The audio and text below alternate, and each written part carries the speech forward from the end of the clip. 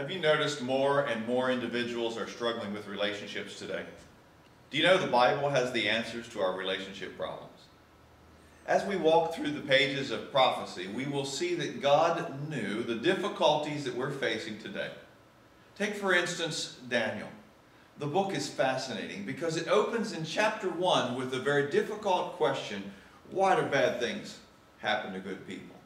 Daniel had everything in his late teenage years robbed from him without cause. But Jesus knew the answer. He knew the end from the beginning. So in chapter 1, Daniel's removed from his homeland, taken off to Babylon.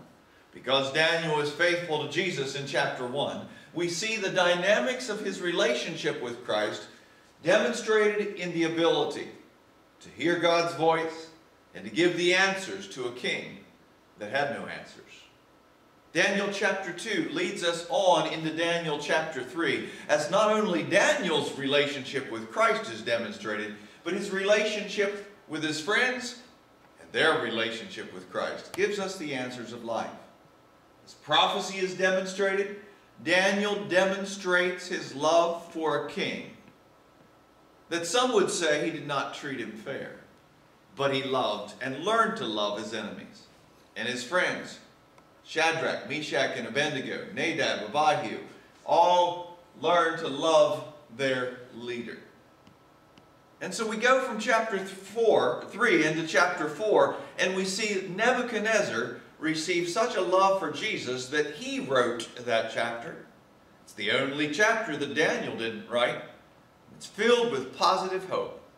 How Nebuchadnezzar found Christ as the ultimate authority, the ultimate hope, the ultimate Savior in his life. But sometimes as we learn to love Jesus, it doesn't go down to the next generation. Have you noticed your children, your sons and daughters, struggling to find that relationship with Jesus? In Daniel chapter 5, we see the grandson of Nebuchadnezzar did not have the faith of Nebuchadnezzar. He had to entertain his people to establish his credibility.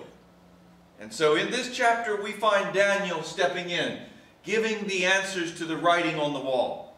None of the other wise men had the answer, but Daniel had the answer.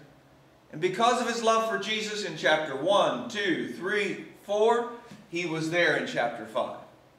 The relationships you have with others, if they're fastened on the rock Jesus Christ, you will have the answers when others are looking. Chapter 6, after Daniel went from Babylon to Medo-Persia, the new ruler, Darius decided to put him in a position of leadership, and we see Daniel tested to the ultimate test, where he was thrown into a place of injustice in the lion's den. Chapter 6 leads us on into a demonstration of his ability to receive visions and dreams as God predicted the future in the great Daniel chapter 8, 2300-day prophecy. Daniel 7 details the Antichrist. Daniel 8, Daniel 9 talks about the future of God's people. Friends, we can learn a lot about the dynamics of relationship through the prophecies of this book. I encourage you, don't put this book away as some old history book. It's dynamically involved in your life today.